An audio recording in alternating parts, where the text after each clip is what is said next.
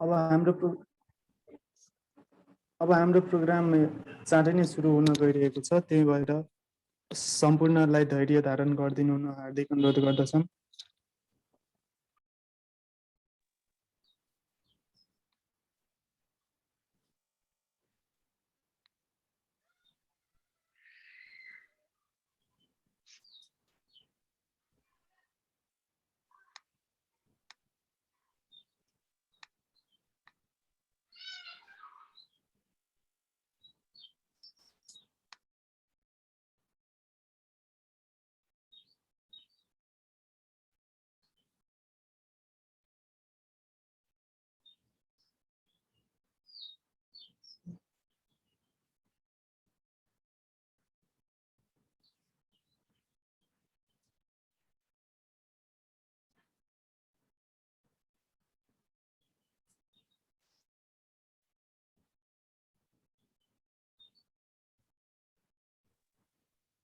Hello and namaste everyone.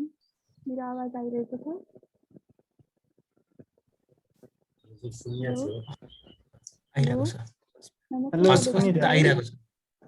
आशा छ यहाँहरू आफ्नो घरको सुरक्षित दायरामा बसेर सेफ र साउन्ड हुनुहुन्छ।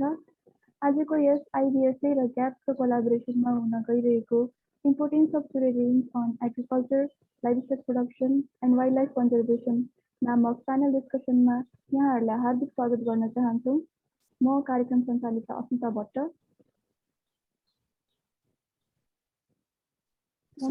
अनि म प्रमोद कुमार चौधरी। अनि अस्मिता, के तिमीले चुरे रेन्जको बारेमा बेसी कुरा थाहा छ? मलाई त्यस्तो धेरै कुरा त थाहा छैन प्रमोद, तर मलाई यति मात्र थाहा छ कि चुरे भनेको नेपालको पश्चिममा कञ्चनपुरदेखि र पूर्वमा इलामसम्म स्ट्रेच भएको एउटा पहाडी रेन्ज हो, जुन चाहिँ तराई सुरु भए पश्चात र तराई अन्त्य भए पश्चात पहाड सुरु हुनु अघि आउने एउटा भूभाग हो। यसले देशको लगभग 35 जिल्लाहरू ओगटेको छ। मलाई यति मात्र थाहा छ, तर चिन्ता गर्नुपर्ने छैन किनकि यस बारेमा धेरै इन्फर्मेसन दिन आज हामीसँग हाम्रो 3 जना प्यानलिस्ट सरहरू जोडिसक्नु भएको छ। हामीसँग हुनुहुन्छ र यस प्यानल डिस्कसन प्रोग्रामको पहिलो प्यानलिस्ट हुनुहुन्छ डाक्टर ऋषिराम कटेल सर।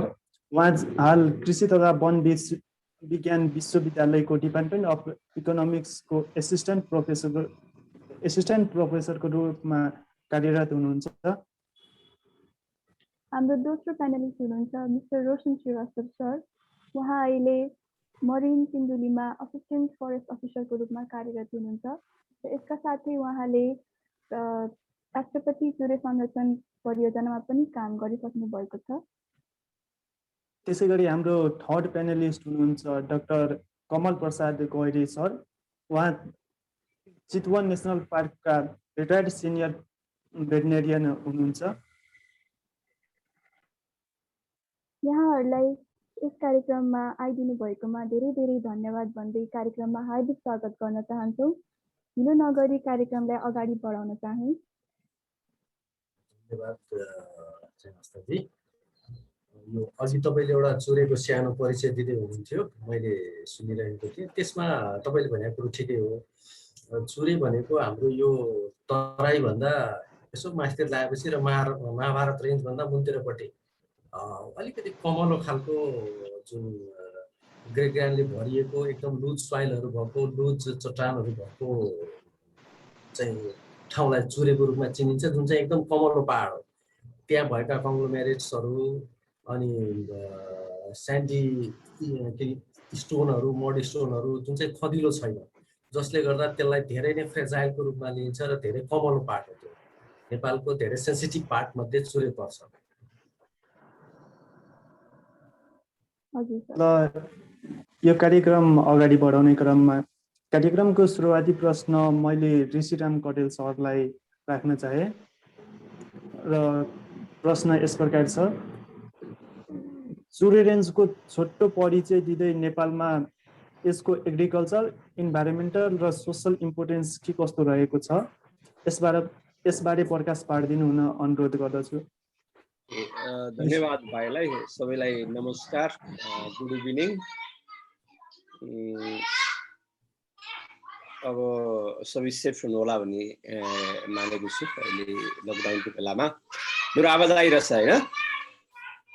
हजुर सर, आइरहेछ। म यहाँ ढोका लगाएँ है एकैछिन। अब चुरेको कुरा गर्नु पर्दा अब हाम्रो चुरे नेपालको कन्डिसनमा अहिले बहिनीले भने जस्तो हाम्रो जस्तै झापाबाट कञ्चनपुरसम्मको लगभग हाम्रो तराईको अलिकसँग जोडिएको कमलो माटो भर्जिन टाइपको सोइल स्ट्रक्चर रहेको लगभग 850 किलोमिटरको रेन्जमा छ नेपालको चुरे। अनि यो चुरे चाहिँ तपाईँको पाकिस्तानसम्म जोडिएको छ। तपाईँहरूले हेर्नुभयो भने यो चुरे सम्बन्धी चाहिँ अहिले सरकारले गरेको जुन दोहनको एउटा नीति बनाएको छ र त्यसले चाहिँ दीर्घकालीन असर कस्तो हुन्छ भनेर हामीले देश संसारमा एउटा आर्टिकल पनि पब्लिस गरेका छौँ। र तपाईँको चुरेको वाइड हेर्नुहुन्छ भने लगभग यसको लगभग 8 देखि 10 किलोमिटरको वाइडमा छ र नेपालको ओभरअल क्षेत्रफल चाहिँ चुरेले चाहिँ 15% ओगटेको छ। 15% ओगटेको छ र हामीसँग अब चुरेको कुरा गर्दा यी भाइले भने जस्तै हाम्रा चुरेमै काम गर्ने विज्ञ सरहरू पनि हुनुहुन्छ यहाँ। अब हाम्रो चुरेको चाहिँ एउटा नेक्सस एउटा प्याराडाइम चाहिँ नेपालमा मात्रै नभई इन्डियाको तराईसँग पनि जोडिएको छ।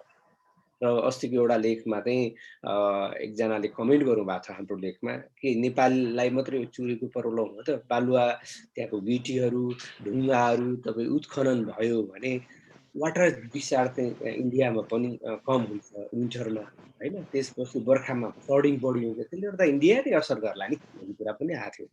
त्यसले गर्दा अब तपाईँको अब चुरेमा हेऱ्यो भने अहिले बसोबास लिभलिहुडको कुरा गर्दा माइग्रेन्ट पिपलहरू बस्ने र त्यहाँ चाहिँ प्रायः जसो धेरै जसो चुरेमा बस्ने मैले थाहा पाएको अनुसार पिपुलहरूको चाहिँ अब लाल पूर्जाहरू नहुने तपाईँको ऐलानी जग्गाहरूमा बस्ने चलन छ। र तपाईँको इभेन म माडीबाट ठोरी जाने बाटोमा एकदम राम्रा ढुङ्गाहरू त्यहाँ जस्तै जनजातिहरू त्यहाँ बस्ने गर्छन् अनि अरू अरू पार्टमा पनि छन्। त्यसपछि तपाईँको माइग्रेसन पनि अहिले वात्त बढ्दै आएको छ। चुरेमा पनि अलिकति माइग्रेसन पनि हाम्रो पाहाडबाट पनि आउने पनि छन् तराईसँग जोडिया भएर। र चुरेको अब तपाईँको कुरा गर्दा जीविकोपार्जन भनेको अब त्यहाँ अघि सरले भनिहाल्नुभयो त्यहाँको सोइल चाहिँ एकदम टफ सोइल एकदम पातालो छ र सोलोपी टाइपको छ र बर्खाको रेनफलले त्यसको अब फर्टिलिटी लस भएर जान्छ। अब तपाईँको त्यो हुँदा चाहिँ अब त्यहाँ राम्रो एग्रिकल्चर प्रोडक्सन चाहिँ चुरेमा कम छ। त्यसले गर्दा मोस्टली त्यहाँका लिभलिहुड चाहिँ जीविकोपार्जन भनेको एउटा फरेस्टबाट छ भने अर्को चाहिँ तपाईँको चुरेसँग जोडिएका खोला नालाहरूको बालुवा गिटी उठाउने कामहरू गरेर चाहिँ जीविकोपार्जन गर्ने गर्दछन् चुरेका जनताहरूले। र अब तपाईँको अब चुरेको कस्तो छ भने यदि चुरेको दहन हुँदै गयो भने अब हाम्रो कस्ट बेनिफिट एनालाइसिस गर्दा पनि अहिले मैले 2-4 यसो अरू पनि हेरेको थिएँ। अब बालुवा भनेको विश्वमा एकदम डिमान्डेबल हो। तपाईँको दैनिक जीवनमा तपाईँको पानी पसीको धेरै युज हुने चाहिँ बालुवा पर्दो रहेछ। हेर्नु बालुवा पर्दो रहेछ र तपाईँको इभेन तपाईँको फ्लोरिडा स्टेटमा अमेरिकाले चाहिँ तपाईँको मोर देन 1 बिलियन डलर बराबरको बालुवा किनेर त्यहाँ चाहिँ बिच समुद्रको बिच बनाएको छ। त्यसमा चाहिँ उसले वार्षिक तपाईँको लगभग 100 मिलियन भन्दा बढी डलर चाहिँ उसले चाहिँ रेभिन्यू जेनेरेट गर्छ। भनेपछि अहिले तपाईँले हेर्नुभयो भने बालुवा चाहिँ तपाईँको इभेन हाम्रो चाहिँ कोरोना भ्याक्सिनमा प्रयोग हुने भाइल छ, भाइल पनि बालुवाबाट बन्छ, सिसा बालुवाबाट बन्छ।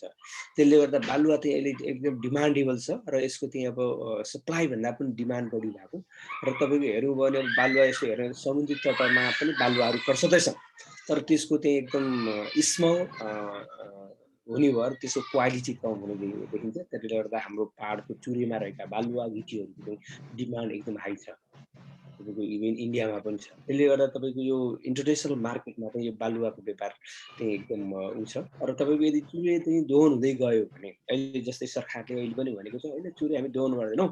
अब तपाईँ पूर्व पश्चिममा जानुभयो भने कति खोलाहरू चाहिँ तपाईँको चाहिँ पुलसँगै जोडिएका छन् बालुवा थोप्रेर। अब त्यस्तोलाई चाहिँ कसरी म्यानेज गर्ने भन्ने काम चाहिँ हामी गर्छौँ भनेर पनि सरकारले भनेको छ। गर्ने काम एकतिर छ, अब भन्ने काम एकतिर छ। र चुरेको यदि दोहन भयो भने मैले अहिले कुरा गरेँ त्यहाँको इकोसिस्टम चाहिँ एउटा लस हुने भयो। इकोसिस्टम तपाईँको कति जातीय प्रजातिहरू इकोसिस्टम लस हुने भयो। हाम्रो एकदम महत्त्वपूर्ण पार्ट हो त्यहाँको चुरीको इकोसिस्टम चाहिँ एकदम महत्त्वपूर्ण छ। तपाईँको हाम्रा ठुल्ठुला राष्ट्रिय निकुञ्जहरू पनि चुरीसँग जोडिएका छन्।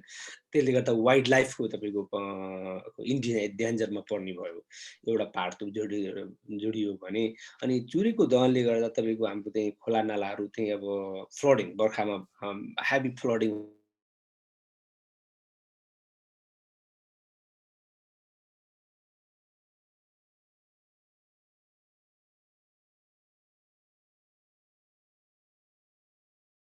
अनि त्यसले गर्दा चाहिँ त्यसले चाहिँ जतासुकै बाटो बनाउने र त्यसले चाहिँ अब फ्लडिङ चाहिँ तपाईँको खेतीनालीतिर पनि जान सक्ने भयो। एउटा फ्लडिङको मेजर प्रब्लम छ बर्खाको याममा।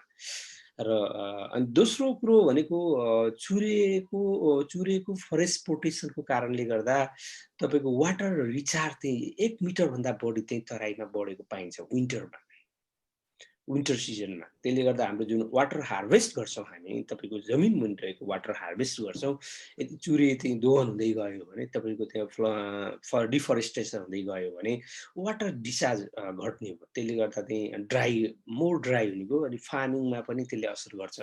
हामीले ठ्याक्कै इस्टिमेट त गरेको छैन, तपाईँको लगभग सर दर लगभग 20 देखि 30% उत्पादनमा चाहिँ यसले ह्रास ल्याउँछ भन्ने कुरा चाहिँ सामान्य तपाईँको छ एउटा पार्ट तपाईँको विन्टर सिजनमा। त्यही विन्टर सिजनमा अहिले हामीले के एउटा स्टडी पनि गर्न खोजेका थियौँ, पेमेन्ट फर इकोसिस्टम सर्भिस। कतिले सुन्नु भएको छैन। अहिले हाम्रो चुरे कन्जर्भेसनको लागि पहिलो हाम्रो राष्ट्रपतिकै उसमा चाहिँ इनिसिएसनमा लगभग सुरु भएको र 10 अरबभन्दा बढी खर्च भइसक्यो भन्ने कुरा छ होइन। त्यसको इम्प्याक्ट कति परेको छ भने थाहा छैन। त्यसले गर्दा पेमेन्ट फर इकोसिस्टम सर्भिसमा पनि अब चुरेमा बस्ने जीविकोपार्जन गर्ने फरेस्ट कन्जर्भेसन गर्ने पिपुलहरूलाई चाहिँ इन्भल्भ गराउनुपर्छ भन्ने कुरा नै आछ। किनभने तपाईँको चुरेमा चाहिँ फरेस्ट प्रोटेक्सन गर्दै जाने र त्यसपछि वाटर लेभल चाहिँ तराईमा बढ्ने, त्यसले गर्दा चाहिँ वाटर डिस्चार्ज राम्रोसँग हुने भएर खेती उत्पादन बढ्ने भएर तराईका जनताले चाहिँ कति पेमेन्ट गर्न सक्छन् त चुरेका बस्ने पिपुललाई कन्जर्भेसन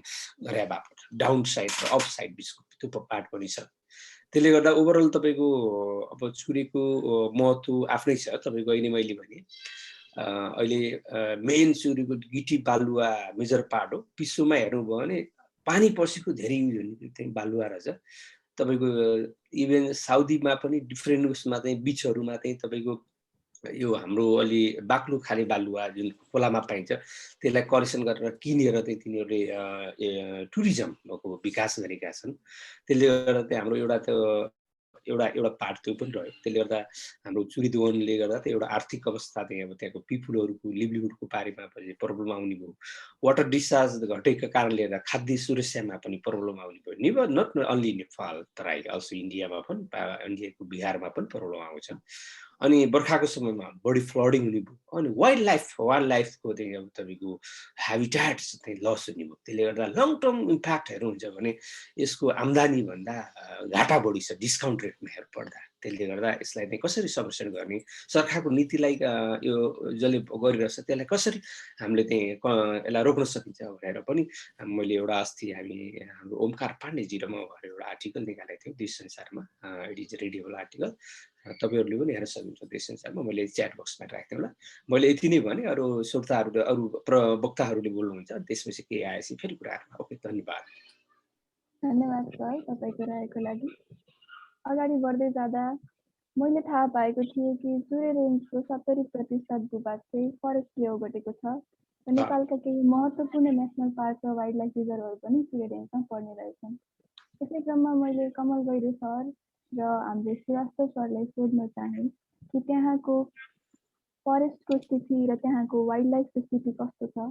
फरेस्टको स्थितिको बारेमा भनिदिनु न मैले श्रीवास्तव सरलाई अनुरोध गरेँ र साथै त्यहाँको वाइल्ड लाइफको बारेमा भनिदिनु न मैले गैरे सरलाई अनुरोध गरेँ। धन्यवाद भाइ। अब तपाईँको कस्तो भने चुरेलाई तपाईँहरूले एउटा ठ्याक्क डाँडो मात्र हेर्नु भएको छ कसो। मैले चाहिँ चुरे तराई मधेस ल्यान्डस्केपको रूपमा हेर्छु। यो तिनटै एक चाहिँ अर्कासँग जोडिएको छ। तपाईँको यसको एरियाको कुरा गर्नुहुन्छ भने चुरेको जुन पहाड मात्रै छ, अघि तपाईँले एउटा पहाडको कुरो गर्दै हुनुहुन्थ्यो, त्यो चुरे पहाड चाहिँ जम्मा 34.46% छ। त्यसमा चाहिँ नदीले बनाएका साँघुरा खोजहरू 2.24%, त्यस्तै दुन यो भित्री मधेस भनेको हाम्रो 8.36%, भावर 14.89% र तराई मधेस चाहिँ 40.05% छ। अब यो एज अ होल तपाईँले यो फरेस्ट कन्डिसनको कुरा गर्नुहुन्छ भने यो ठाउँको फरेस्टमा तपाईँको साल प्रजातिको बाहुल्य रहेको छ, साल पाइन्छ। त्यस्तै गरेर तपाईँको अलिकति माथि चुरेको डाँडातिर जानुभयो भने चिलाउने पाइन्छ, त्योभन्दा मुलतिर चाहिँ हस्नाहरू, बोटधङ्गेहरू लगायतका प्रजातिहरू पाइन्छ। र चुरेमा चाहिँ यस्तो छ, वन व्यवस्थापन चाहिँ गर्नलाई चाहिँ विभिन्न स्लोपहरूमा विभिन्न खालको व्यवस्थापन पद्धतिहरू चाहिँ अपनाउने भनेको छ। जस्तै तपाईँको अब चुरे तराई मधेसलाई हामीले एउटै ल्यान्डस्केपको रूपमा हेर्दाखेरि तपाईँको 0 देखि 19 डिग्री स्लोपसम्मको एरियामा चाहिँ हामीले सिल्भिकल्चरल अपरेसनहरूमा जस्तै क्लियर फेलिङहरू भयो, सेलेक्सन फेलिङहरू भयो, त्यस्ता कुराहरू हामी चाहिँ अपनाउन सक्छौँ। तर बिस्तारै जब माथि बढ्दै जान्छ स्लोप डिग्री, त्यो स्लोप डिग्रीमा चाहिँ हामीले स्लोप मेन्टेन गरेर मात्रै रुखहरू कटान गर्नुपर्छ, नभए पहिरो जान्छ। अघि हाम्रो सरले भन्दै हुनुहुन्थ्यो एकजना कि यदि चुरेमा लस भयो भने त्यसले हाम्रो तलतिर यो तराई क्षेत्रमा चाहिँ मरुभूमिकरण गर्छ, त्यो कुरो वास्तवमा सही हो। तपाईँले चुरेमा कुनै पनि किसिमको खनजोत गर्नुभयो, यो तराई मधेसको टाउको शिरको रूपमा चुरेलाई तपाईँले हेर्नुपर्छ। यदि त्यहाँ तपाईँको फरेस्ट कन्डिसन डिस्ट्रोय भयो अथवा कुनै कारणले गर्दाखेरि कटान भयो, एक्सेस फेलिङ भयो भने त्यहाँको सोइल लस हुन्छ, त्यहाँको वाटर होल्डिङ क्यापेसिटी पनि घट्छ सोइलको, र जसले गर्दा तल तराईमा वाटर टेबल पनि तल जान्छ। साथसाथै माथिबाट जुन बगेर आएको सेडिमेन्टले चाहिँ तराईको सबै खेतहरूलाई मरुभूमिको रूपमा बनाइदिन्छ। तपाईँले तराईका कतिपय ठाउँमा हेर्नुभयो होला, सबै यो बाढी पहिरोको बेलामा हेर्नु होला, प्रत्येक घर घरमा बालुवाले भरिया हुन्छ। किन भनेको माथि हामीले कुनै पनि किसिमको हानि नोक्सानी अथवा फरेस्ट कन्डिसनलाई हामीले बिगार्यौँ भने त्यो चाहिँ तपाईँको तराई क्षेत्रको लागि एकदम नराम्रो हुन्छ। त्यस्तै गरेर तपाईँको जहाँसम्म वाइल्ड लाइफको कुरो गर्नु, वाइल्ड लाइफमा के छ भने तपाईँको नेपालमा पाइने जस्तै बटरफ्लाई 635 वटा मध्ये चाहिँ चुरे तराईमा चाहिँ 325 वटा बटरफ्लाई पाइन्छ। त्यस्तै गरेर तपाईँको फिस प्रजातिमा चाहिँ 185 वटा जुन नेपालमा पाइन्छ, त्यो मध्ये 154 वटा चाहिँ यही चुरे र तराईमै पाइन्छ। त्यस्तै गरेर तपाईँको सरीसृपहरू 100 वटा नेपालमा पाइने मध्येमा 68 वटा चाहिँ तपाईँको यो तराई मधेसमा पाउँछ। त्यस्तै गरेर चरामा चाहिँ 844 मा 648 वटा चुरे तराई मधेसमै पाइन्छ। त्यस्तै गरी म्यामल्स 181 मा 91 वटा चाहिँ चुरे तराई मधेसमा पाइन्छ। यो कारणले गर्दाखेरि वाइल्ड लाइफको हिसाबले पनि चुरे तपाईँको धेरै नै सेन्सिटिभ छ, तिनीहरूको चाहिँ बास स्थान हो। जस्तै सङ्कटापन्न प्रजातिको रूपमा चाहिँ हेर्नुहुन्छ भने बटरफ्लाई 142 वटा नेपालमा सङ्कटापन्न छ, जसमध्ये चाहिँ तपाईँको 37 वटा चाहिँ चुरे तराई मधेसमा पाइन्छ। त्यस्तै गरेर फिसमा 35 वटा सङ्कटापन्न मध्ये 25 वटा चाहिँ यो चुरे तराई मधेसमै पाइन्छ। सरीसृप 34 मा 25 वटा र चरा 226 मा 183 वटा र म्यामल 56 मा 49 वटा चाहिँ तपाईँको यो चुरे तराई मधेसमा पाउने भएकोले वाइल्ड लाइफको हिसाबले पनि यो धेरै नै सेन्सिटिभ ठाउँ हो। त्यसले गर्दाखेरि हामीले यो चुरेको संरक्षणमा चाहिँ विशेष ध्यान दिनुपर्छ। मेरो यति नै छ। फेरि केही प्रश्न भयो भने म फेरि भनौँला। धन्यवाद सर। यसै क्रममा वाइल्ड लाइफ रिजर्भ र त्यहाँको चुरे रेन्जको वाइल्ड लाइफको स्टेटसको बारेमा केही कुरा राखिदिनु हुन मैले कमल सरलाई अनुरोध गरेँ।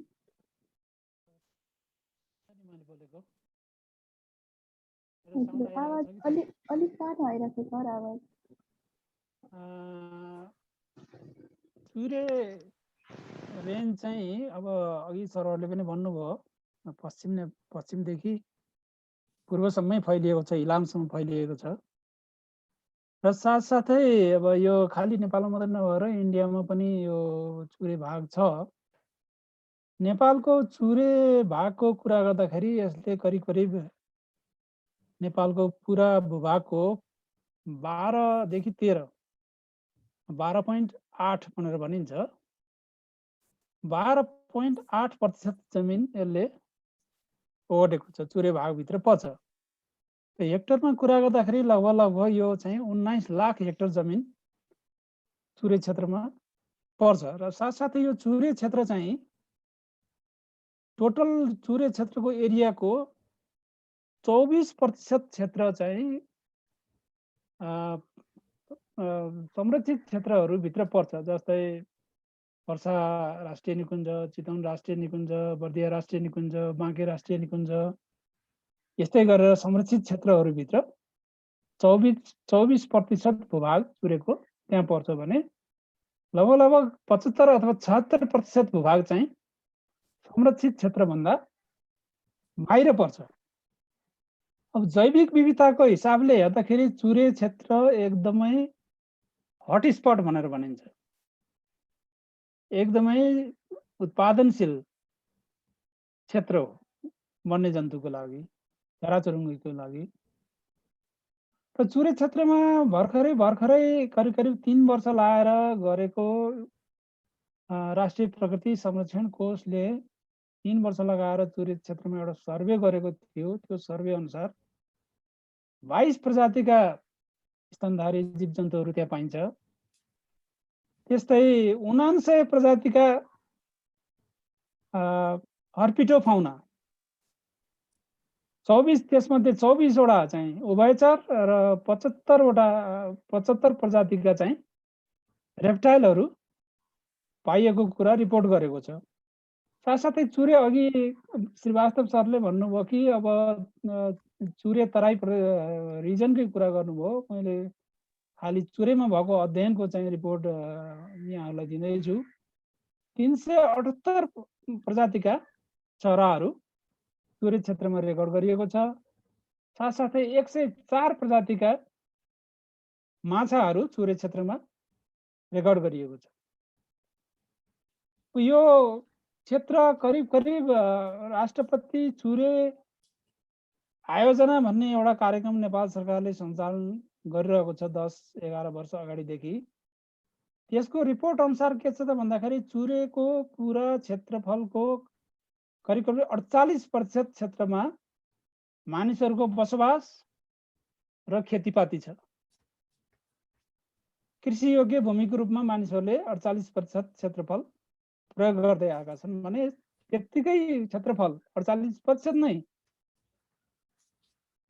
वन क्षेत्रले ओगटेको छ। वन, बुट्यान अथवा घाँसे मैदानहरू चुरे क्षेत्रमा रहेको पाइएको छ र बाँकी 4% क्षेत्रफल चाहिँ खोला, नाला, बगर, नदीको किनारहरूले ओगटेको पाइन्छ।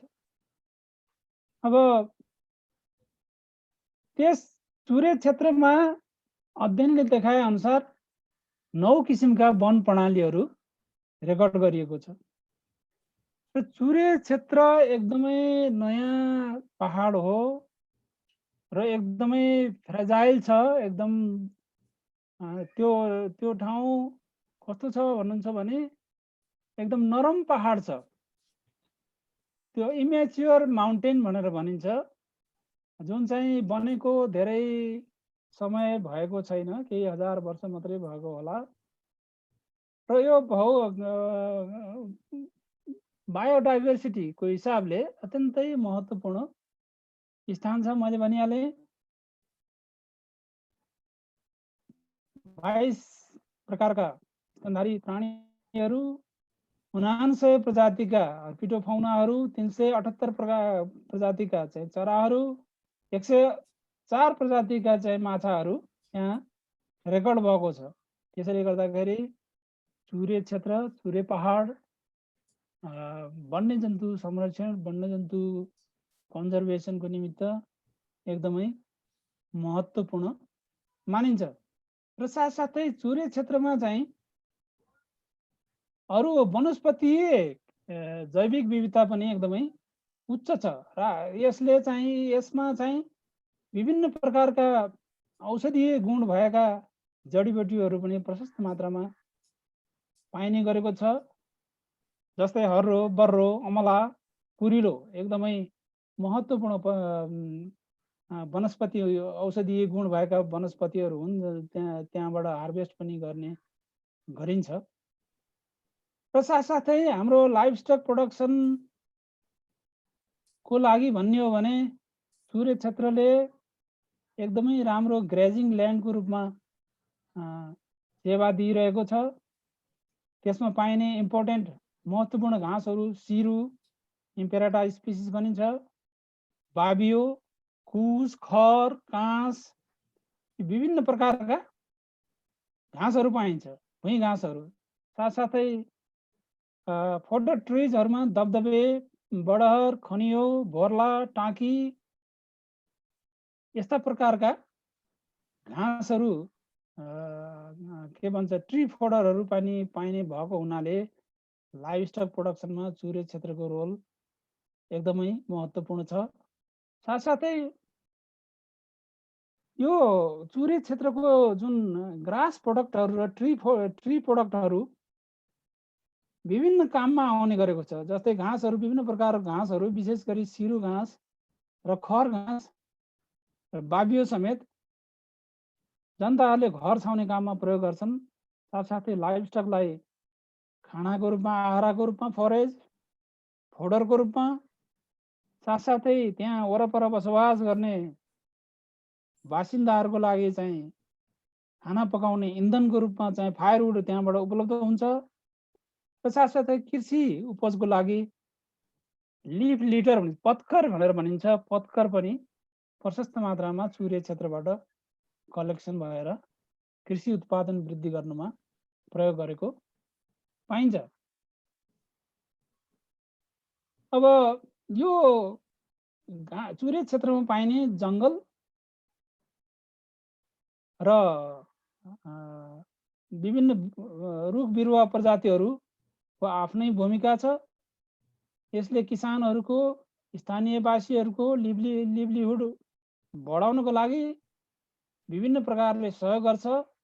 साथसाथै वातावरण सन्तुलन गर्न, भूक्षय रोक्न र इकोनोमिक स्ट्याटसहरू बनाउन, त्यहाँबाट उत्पादन हुने औषधीय गुण भएका वनस्पतिहरूबाट ह्यान्डिक्राफ्टहरू बनाउन सकिन्छ, औषधिहरू बनाउन सकिन्छ, बनाउने पनि गरेका छन्।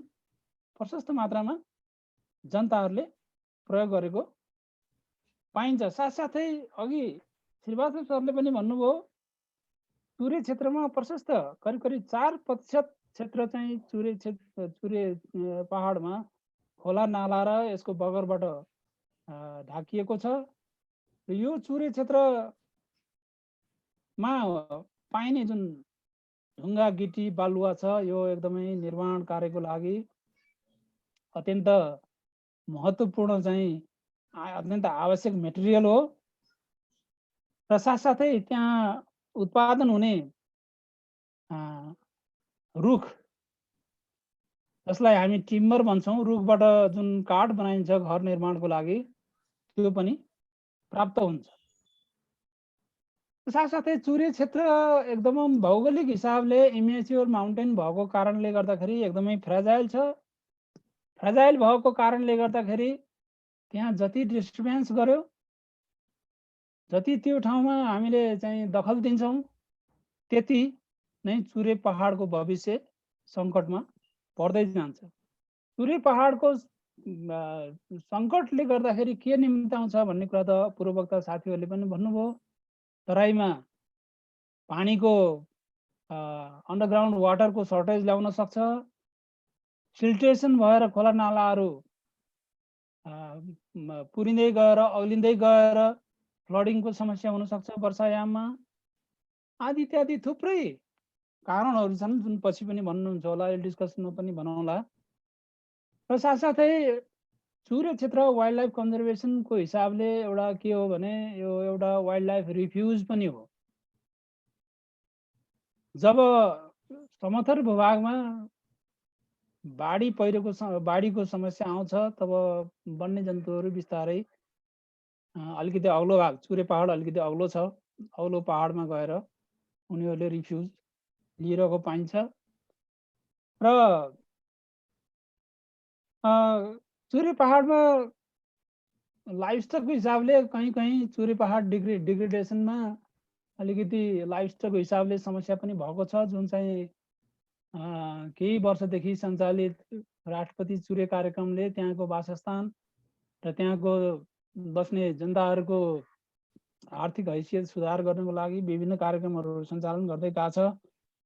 र लाइभस्टक पनि ओभर ग्रेजिङ गरेको कारणले पनि चुरे पहाडमा इरोसन, बाढी पहिरोहरू ल्याउने, भूस्खलन हुने जस्ता क्रियाकलापहरू देखिएको छ जुनलाई नियन्त्रण गर्नुपर्ने हुन्छ र नेपाल सरकारले पनि ती नियन्त्रण गर्ने कार्यक्रमहरू चलाउँदै आएको खर्च गर्दै आएको देखिन्छ। र साथसाथै समस्या भनेको चुरे पहाडमा अघि पूर्ववक्ता साथीले पनि भन्नु आज के भने अहिले चुरे पहाडमा पनि चुरे रेन्जमा पनि मानिसहरूको बसोबास बढ्न थालेको छ। जाने खोरिया फाड्ने, घर बनाउने, खेती गर्ने, बस्ने, जसलाई हामी साइन्टिफिक अङ्ग्रेजी भाषामा चाहिँ भन्नुपर्दा इन्क्रोचमेन्ट भनेर भन्छौँ, नेपालीमा मलाई एक्ज्याक्ट आएन। त्यसले गर्दा जब मानिसको बसोबास बढ्दै जान्छ, बढ्दै गएपछि उनीहरूको आवश्यकता पूर्ति गर्नुपर्ने हुन्छ, गाईबस्तु पाल्नुपर्ने हुन्छ, घर बनाउनु पर्ने हुन्छ, कहीँ त चोरी निकासी पनि हुन थाल्छ, टिम्बरको रुख कटान हुन्छ आदि इत्यादि एन्थ्रोपोजेनिक एक्टिभिटी जुन हामी भन्छौँ, यो एक्टिभिटीले गर्दाखेरि चुरे पहाडमा भूक्षयको समस्या हुँदै जान्छ।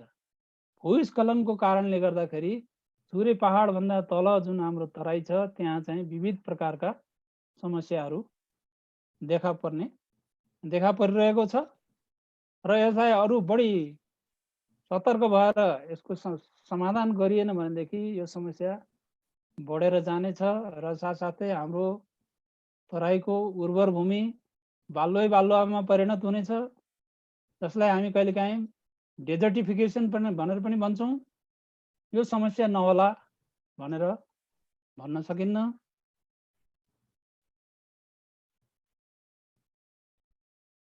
अब हामीले यसो कम्पेयर गरेर हेर्न सक्छौँ। के भन्दै हुनुहुन्छ कसैले? प्रोटेक्टेड एरिया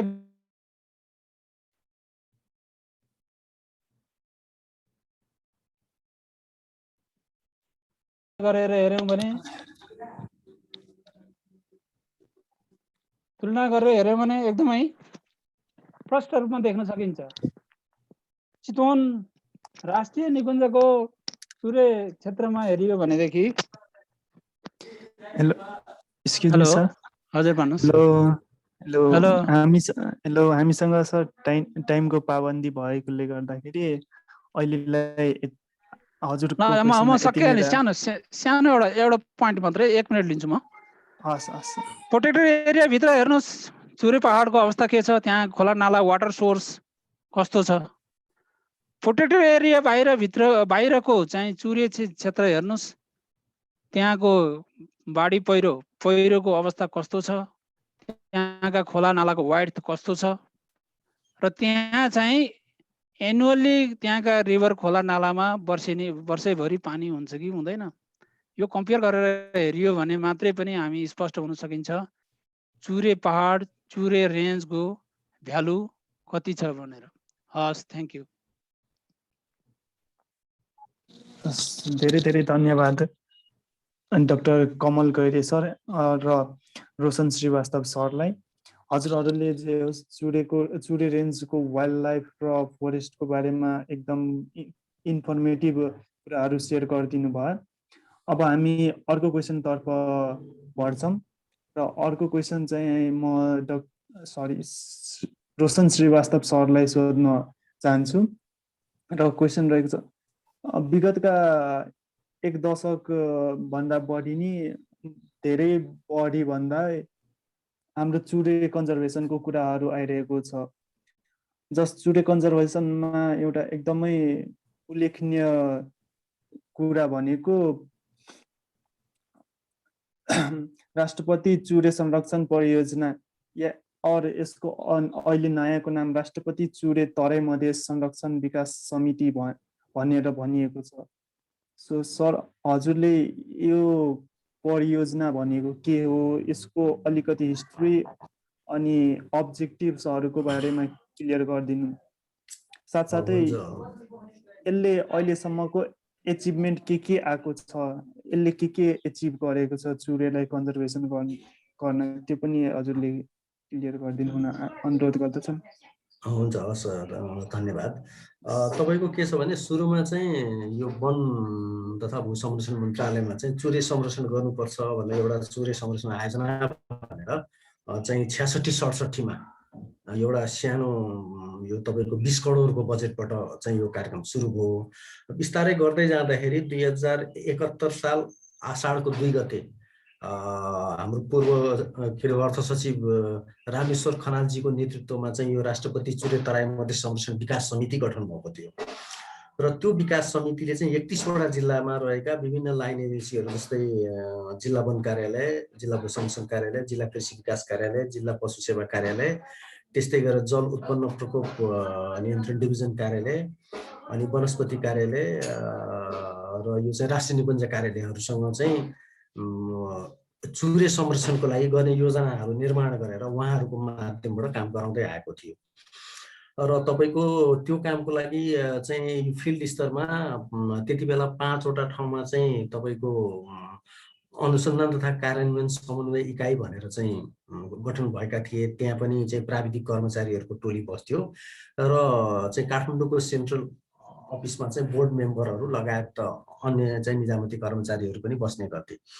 र यसरी चाहिँ योजनाहरू फिल्ड लेभलबाट छनौट भएर आएपछि सम्पूर्ण लाइन एजेन्सीहरूले आफ्नो वार्षिक योजना चुरे संरक्षणको लागि बनाउने र चाहिँ सेन्टरमा बसेर त्यसलाई फाइनलाइज गरेर वन मन्त्रालयसँग छलफल गरेर हामीले यो बजेट पास गर्ने प्रक्रियामा हामी चाहिँ अर्थ मन्त्रालयमा डिस्कस गर्दै जाँदा बजेट हाम्रो लगभग 2 अरबको हाराहारीमा पुग्यो। त्यसरी त्यो बजेटले चाहिँ विभिन्न लाइन एजेन्सीहरूले काम गरे जसमा चाहिँ तपाईको जस्तै वन कार्यालयले चाहिँ विभिन्न किसिमको नर्सरीहरू निर्माण गर्ने कुराहरू भयो, अनि वृक्षारोपणका कुराहरू भयो, अनि तपाईको यो चुरेको माथि यो डाँडामा चाहिँ तपाईको पानी पोखरीहरू निर्माण गर्ने। किन भन्दाखेरि तपाईको त्यो माथि हामीले वाटर होल्डिङ क्यापेसिटी बढायौं भने न तपाईको तराई मधेसमा चाहिँ वाटर लेभल हाई हुन्छ, त्यो कारणले चाहिँ त्यस्ता पोखरीहरू बनाउने कामहरू पनि भए।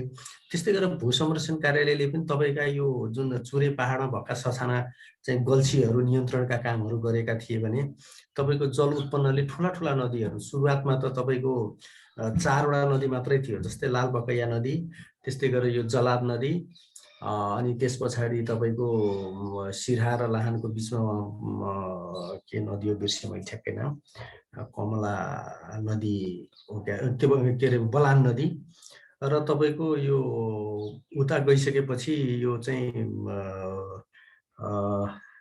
लालबकैया अनि जलाद र रातु नदी यो महोत्तरीको यो नदी प्रणालीहरूमा चाहिँ जल उत्पन्नले ड्याम बनाउँदै ल्याएर त्यसलाई चाहिँ त्यो नदीलाई एउटा कोर्स दिने, त्यो कोर्स भन्दा बाहिर नजाओस् र बस्तीहरू चाहिँ नोक्सान नहोस् भनेर तिनीहरूले त्यो काम पनि गर्दै थिए। र साथसाथै यो कृषि विकास कार्यालय र पशु सेवा कार्यालयहरूले चाहिँ के गर्थे भने जस्तै तपाईको यो चरीचरणको प्रभावलाई कम गरेर चुरेको आफै हामीले चाहिँ अघि नै डिस्कसनमा गरिसक्यौँ, सोइल चाहिँ धेरै फ्रेजाइल छ र तपाईको यो भर्खर रिजेनेरेसन भएका बिरुवाहरूलाई चरीचरणले धेरै नोक्सान गर्छ।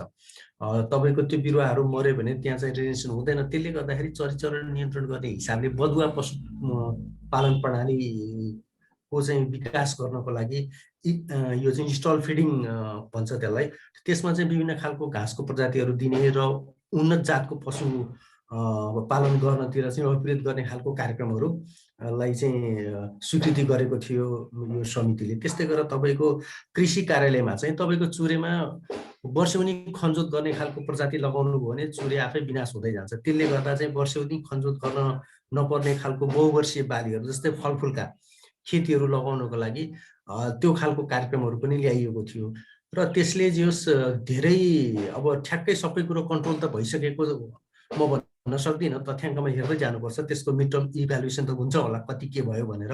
तैपनि तपाईको त्यसबाट धेरै नै तपाईको कन्ट्रोल भएको र राम्रो भएको महसुस भएको छ। जस्तै चुरेको नारा छ, चुरेको माटो चुरेलाई सफा पानी हामी सबैलाई भन्ने नारा छ। त्यो हिसाबले तपाईले कतिपय चाहिँ रिभर सिस्टममा हेर्नुभयो भने माथिबाट बग्ने पानीहरूलाई विभिन्न ठाउँमा चेक ड्याम्सहरू लगाएर साइडमा चाहिँ तपाईको भू संरक्षणका ससाना क्रियाकलापहरू गर्दै सफा पानी तलतिर ल्याउने लक्ष्यसहित चुरेले काम गरेको छ, जसबाट सेडिमेन्टेसन पनि रोकिन्छ र पानी पनि स्वच्छ र सफा तलका मान्छेले खान पाउँछन्। त्यस्तै गरेर तपाईको उन्नत पशुपालन भयो भने त्यसले के हुन्छ भने हाम्रो प्रोडक्सन पनि बढ्छ हैन। अब तपाईको 10 वटा गाई पाल्ने ठाउँमा एउटा राम्रो खालको उन्नत खालको गाई पाल्नु भने त्यसले प्रोडक्सन त्यति नै दिन्छ र त्यसलाई हामीले दिनुपर्ने जुन यो डाले घाँसहरू छ, घाँस मोलासिसहरू, स्टाइलोको घाँसहरू, ती सब कुराहरू चाहिँ यो चाहिँ पशु कार्यालयबाट यो घाँस छर्नेको कार्यक्रमहरू पनि राख्नुभएको थियो। त्यसबाट त्यसलाई चाहिँ प्रमोट गर्न सकिन्छ भनेर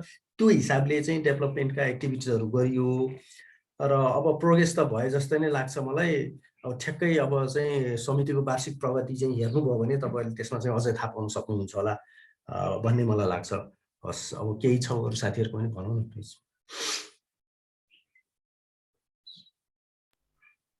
हजुर सर, धन्यवाद तपाईँको रहेको लागि। नेपाल सरकारले यति सूर्य संरक्षणमा यतिका नीति नियम अनि कन्जर्भेसन परियोजनाहरू ल्याउँदै गर्दा भर्खरै पत्र पत्रिकाहरूको खबर हेडलाइन बन्न पुगेको खबर छ। अहिलेको आर्थिक वर्षको बजेट पासरमा 179 नम्बरको बुदामा चाहिँ मिट्टी बालुवाहरू एक्सपोर्ट गरेर हाम्रो व्यापार घाटा न्यूनीकरण गर्ने कुराहरू सबैलाई अवगतै होला।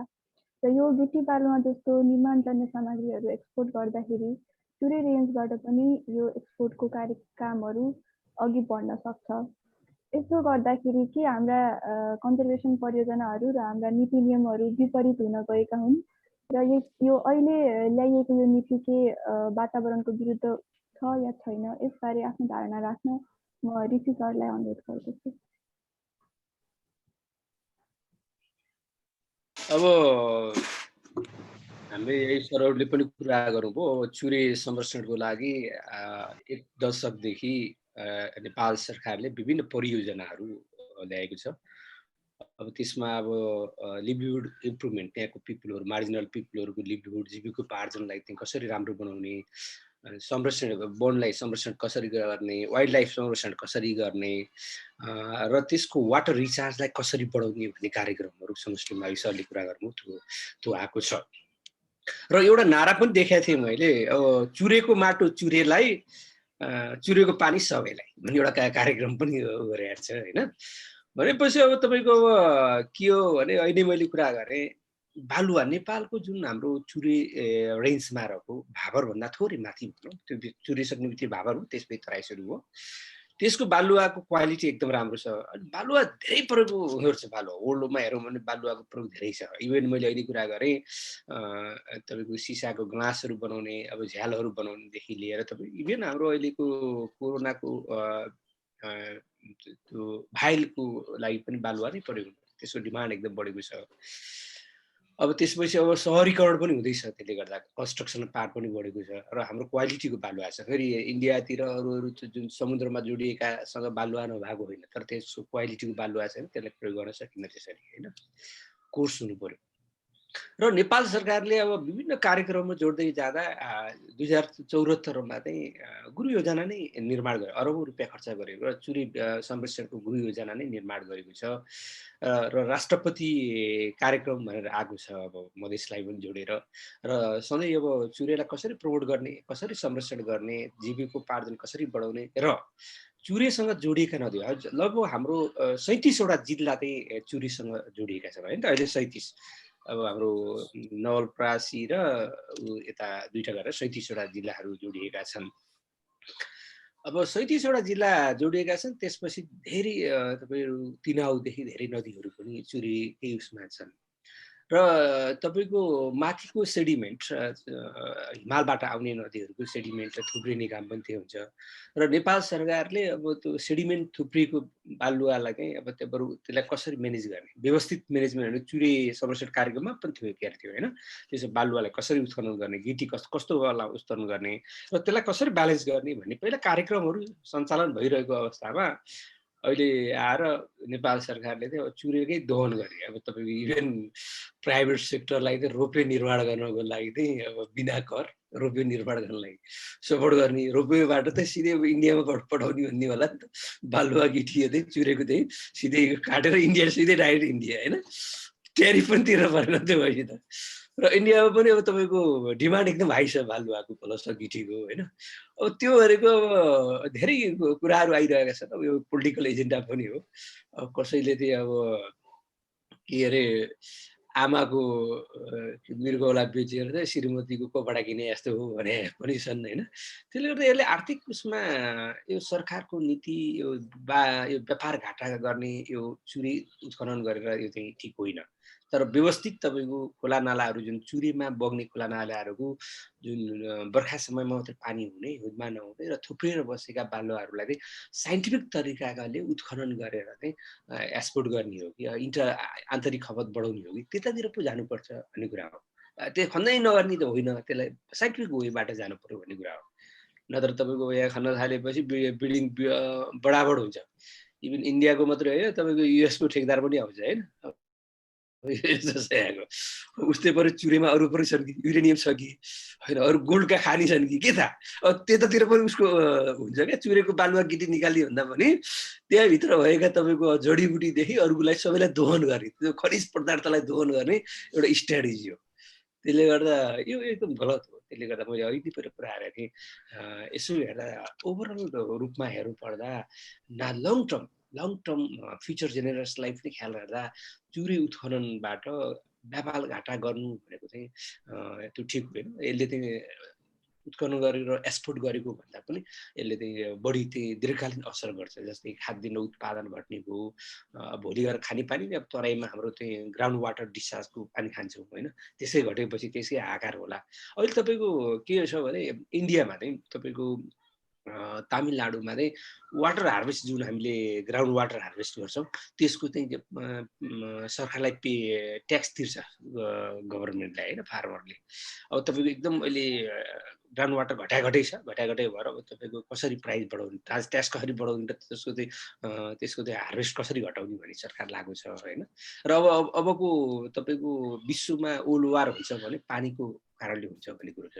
त्यसले गर्दा हाम्रो पानीको डिस्चार्जहरू घट्ने, प्रोडक्टिभिटी घट्ने, वाइल्ड लाइफ घट्ने, लङ टर्म सबै हेऱ्यो भने त तपाईँको त यो तपाईँको व्यापार घाटा घटाउने भन्दा पनि लङ टर्म चाहिँ यसको दीर्घकालीन असर चाहिँ एकदम बुढावाद छ, धेरै छ। अब हाम्रो पूर्व वक्ताहरूले पनि भनिसक्नुभयो। त्यसले गर्दा यो नीति चाहिँ ठिक होइन, यसको चुरी संरक्षणमा एगेन्स्टमा छ भन्ने कुरो आएको छ। अब यसमा चाहिँ अब सबैले देखिने कुरा हो कि, सिधै देखिने कुरा हो। त्यसले गर्दा आर्थिक रूपमा, सामाजिक रूपमा, वातावरण संरक्षणका रूपमा सबै कुरामा चाहिँ यसले चाहिँ नकारात्मक असर गर्ने भएर यो चाहिँ उचित होइन भन्ने लाग्छ मलाई। मैले यति नै राखेँ अहिले है। धेरै धेरै धन्यवाद डाक्टर ऋषिराम कटेल सर। हजुरले एकदमै थोरै समयमा यति धेरै कुरा इन्फर्मेटिभ कुराहरू सेयर गरिदिनु भएकोमा। त्यसै गरी अब म अर्को प्रश्नतर्फ लाग्न चाहे र अर्को प्रश्न म डाक्टर कमल गैरे सरलाई सोध्न चाहे र प्रश्न यस प्रकार रहेको छ। चुरे रेन्जको पार्टमा डिफ्रेन्ट नेसनल पार्क्सहरू लिङ्क्ड छन्। For example Chitwan national park छन्, बर्दिया नेसनल पार्क छन्, शुक्लाफाट नेसनल पार्क छ होइन। अनि यिनीहरूमा नेसनल पार्क र चुरे रेन्जमा एनिमल्सको माइग्रेसन के कतिको देखिएको छ। अनि यी माइग्रेसनहरूले गर्दाखेरि यो ल्यान्डस्केप र भेजिटेसन डाइभर्सिफिकेसनमा केही समस्याहरू देखिएको छ कि नै। अनि अर्को फर्दर यो एनिमलहरूको जुन डिक्लाइन भइरहेछ तिनीहरूलाई रोक्नको लागि हाम्रो के अल्टरनेटिभ्स वेहरू एडप्ट भइरहेको छ।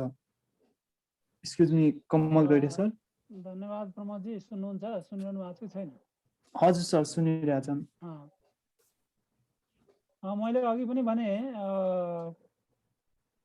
चुरे रेन्ज करिब प्रोटेक्टेड एरिया सिस्टमभित्र जम्मा 24-25% मात्रै छ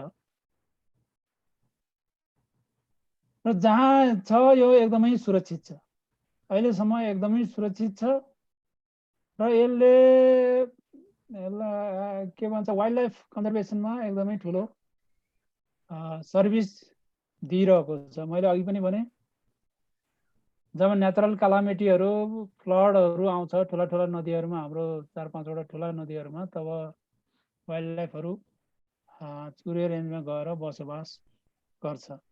हुन त सामान्यतया अब चुरे रेन्जमै बस्ने, ब्रिड गर्ने, त्यही नै आफ्नो हेबिट्याटको रूपमा प्रयोग गर्ने विभिन्न वन्यजन्तुहरू छन्। नभएको होइन।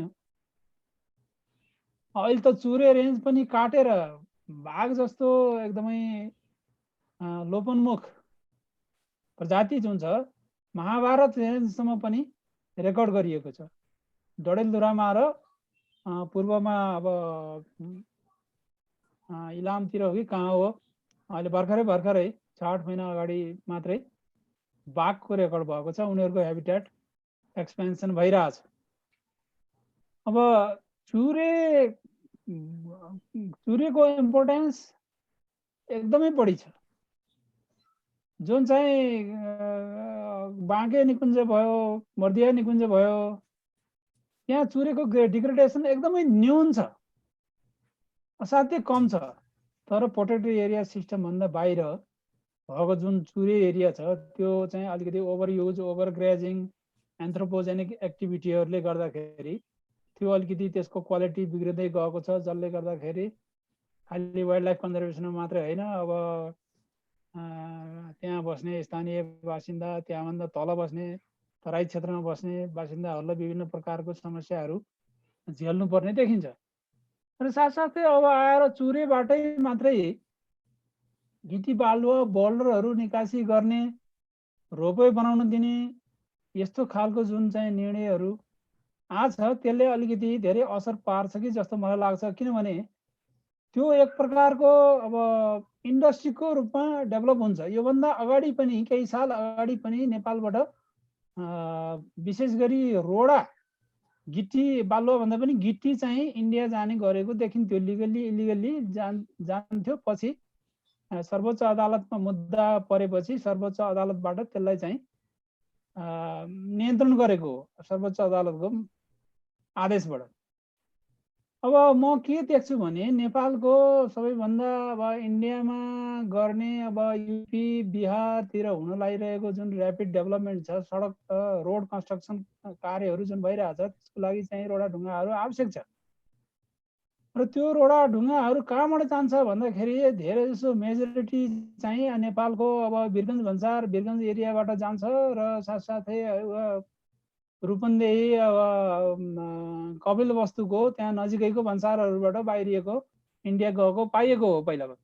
सायद अब यी ठाउँहरूमा नै बढी चाप पर्छ। जब वीरगञ्जबाट एक्सपोर्ट हुन थाल्यो भनेदेखि चाप कहाँ पर्छ भन्दाखेरि पर्सा राष्ट्रिय निकुञ्ज, चितवन राष्ट्रिय निकुञ्ज, बारा जिल्ला, अनि गएर रौतहट र महोत्तरी जिल्लामा त्यहाँ बग्ने खोला नालाहरू, त्यहाँ बस्ने बासिन्दाहरू, स्थानीय जनताहरू, साथसाथै त्यहाँ उपलब्ध चाहिँ अहिलेसम्म कन्जर्भेसन गरेर जोगाइराखिएको वन्यजन्तुहरूमा धेरै ठुलो नोक्सानी हुनसक्छ। किनभने जब उद्योगको रूपमा इस्टाब्लिस हुँदै जान्छ यो रोडा ढुङ्गा उद्योग, तब त्यहाँ मान्छेले गर्ने, मान्छेको बसोबास, मान्छेको पपुलेसन आदि इत्यादि बढ्दै जान्छ। रुख कटानी हुन्छ, चोरी सिकारी हुन्छ, रुखको बोट बिरुवा वनस्पतिको चोरी हुन्छ, धेरै कुराहरू हुन्छ।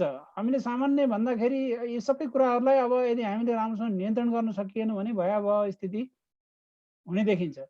किनभने अब मैले अघि पनि भने वन्यजन्तुहरू समथर भूभाग र पहाडी भूभाग, चुरेको पहाडी रेन्जमा नेपालको धेरै जसो तराई स्थित संरक्षित क्षेत्रहरूमा चुरेको भूभाग पर्छ। वन्यजन्तुहरू तल माथि ओहोर दोहोर गरिरहन्छ। जब खोला अब गिटी बोल्डर हुने भने ठाउँ कहाँ हो त भन्दाखेरि खोला नालामा हो, चुरेबाट बग्ने खोला नालामा हो। त्यो खोला नालामा चाहिँ उद्योग धन्दाहरू इस्टाब्लिस भएपछि त्यो नरम खालको पहाडमा मान्छेको चाहिँ एक्टिभिटी बढ्न थालेपछि इलिगल पोचिङ, इलिगल ट्री फेलिङदेखि लिएर अरू जडीबुटीको चाहिँ पनि अब भन्न त अब गिटी ढुङ्गा भनिन्छ, जडीबुटीको तस्करी हुनसक्छ, वन्यजन्तुको तस्करी हुनसक्छ।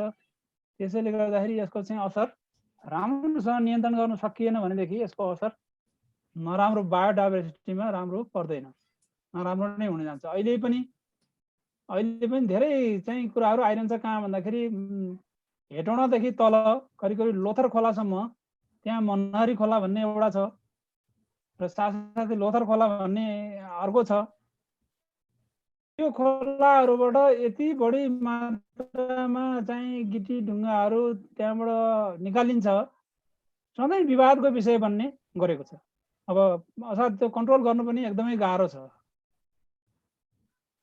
वातावरणमा बढ्ने जन्तुमा चाहिँ ठुलो असर पर्छ। यो यस्तै कार्यक्रमहरू अलिकति राम्रोसँग दृष्टि नदिकन, ध्यान नदिकन लन्च गरियो भने यसले चाहिँ नकारात्मक असरहरू पुर्याउँछ भन्ने मलाई लाग्छ। हस्, अहिले यति राखेँ। धन्यवाद सर तपाईँको विचारको लागि। तपाईँले अवैध कोचिङ अनि त्यसपछि रुखहरू ढाल्ने र तस्करीहरूको कुरा निकाल्नुभयो। यसको सम्बन्धमा मैले पनि एउटा क्वेसन राख्न चाहेँ। चुरे रेन्जमा भएको फरेस्टहरूमा चाहिँ इलिगल माइग्रेन्ट्सहरू आएर बसेका छन् भन्ने पढ्नमा आएको छ। उहाँहरूले चाहिँ अवैज्ञानिक खेती गर्ने अनि त्यसपछि रुखहरू ढाल्ने, ओभरग्रेजिङ गर्ने अनि त्यसपछि इलिगल टिम्बर हार्भेस्टिङ गरेर अरू देशहरूमा तस्करी गर्ने प्रकरणहरू बढ्दै गएको छ। यो क्षेत्रमा कम्युनिटी फरेस्टहरू नभएको त होइन, तर कम्युनिटी फरेस्टलाई चाहिँ पब्लिकले आफ्नो पर्सनल युजको लागि युज गरिरहेका छन्। यस्तो सिचुएसनमा फरेस्टलाई कसरी कन्जर्भ गर्न सकिन्छ र फरेस्टलाई कन्जर्भ गरेर कसरी चुरे रेन्जको माटोलाई बचाउन सकिन्छ, यस प्रश्नको उत्तर दिनुहुन म रेशम सरलाई अनुरोध गर्छु। चुरे रेन्जमा अब केही बस्तीहरू, म एउटा जुम मिटिङमा छु है। चुरे रेन्जमा अब केही इलिगल बस्तीहरू, माफ गर्नु होला सर, यो प्रश्न चाहिँ मैले रेशम सरलाई राखेको थिएँ। हस्, धन्यवाद। होइन, यो जस्तै चुरेमा तपाईँको इलिगल फेलिङको कुराहरू गर्नुभयो होइन। अब तपाईँको यस्तो छ कि सामुदायिक वन सबै ठाउँमा छ, कम्युनिटी फरेस्टहरू होइन। र कम्युनिटी फरेस्टले यो वनको नीति अनुसार नै जनताले जनताको लागि जनताद्वारा व्यवस्थित भन्छ सामुदायिक वन भनेको, त्यसको परिभाषा के कम्युनिटी फरेस्ट्रीको, for the people, by the people, fame of the people भन्छ होइन। जनताले त्यो वनलाई संरक्षण गर्ने हिसाबले लिएको हुन्छ र त्यसबाट व्यवस्थापन गर्छ। त्यही मध्येका कुनै व्यक्तिले त्यस्तो चोरी गर्न सक्ने स्थितिहरू छ। त्यस्तो चोरी गर्नेहरूलाई चाहिँ सामुदायिक वन उपभोक्ता समितिकै विधान र कार्ययोजना अनुसार कार्यवाही गरिन्छ। अब राष्ट्रिय वन यदि चुरे रेन्जमा छ भने त्यहाँ राष्ट्रिय वनमा कुनै पनि किसिमको हानि नोक्सानी भयो भने डिभिजन वन कार्यालयहरूबाट छानबिन गरेर मान्छे पक्राउ गर्ने अथवा के हुन्छ, त्यसको लागि सबै डिभिजन वन कार्यालयहरूमा प्रायःसो चाहिँ गस्ती टोलीहरू छ, सशस्त्र वन सहितको टोली हुन्छ, उहाँहरूले गस्ती गर्ने काम गरिरहनु भएको छ। त्यसको चाहिँ गस्तीको लागि चाहिँ प्रदेश सरकारहरूले बजेट पनि विनियोजन गरेको छ। त्यसरी वन क्षेत्रको सुरक्षाको लागि चाहिँ त्यसरी हामी लगायतका हाम्रो टोलीहरू खटिरहेका हुन्छौँ। साथसाथै सामुदायिक वन समूहहरूले पनि हामीसँगै सहकार्य गरेर उहाँहरूले आफ्नो वन क्षेत्रलाई जोगाइरहनु भएको छ। त्यो कारणले गर्दाखेरि हामीले अब ठ्याक्कै कन्ट्रोल भएको छ कि भन्न चाहिँ हामी ठ्याक्कै सक्दैनौँ। कहीँ चोरी निकासी त भइरहेकै हुन्छ होइन, धेरै प्रयास गर्दा पनि। तर हदसम्म चाहिँ हामीले त्यसलाई नियन्त्रण गर्ने तिर चाहिँ लागेका छौँ। त्यो कारणले गर्दाखेरि चुरे चाहिँ सुरक्षित छ भन्ने मलाई लाग्छ।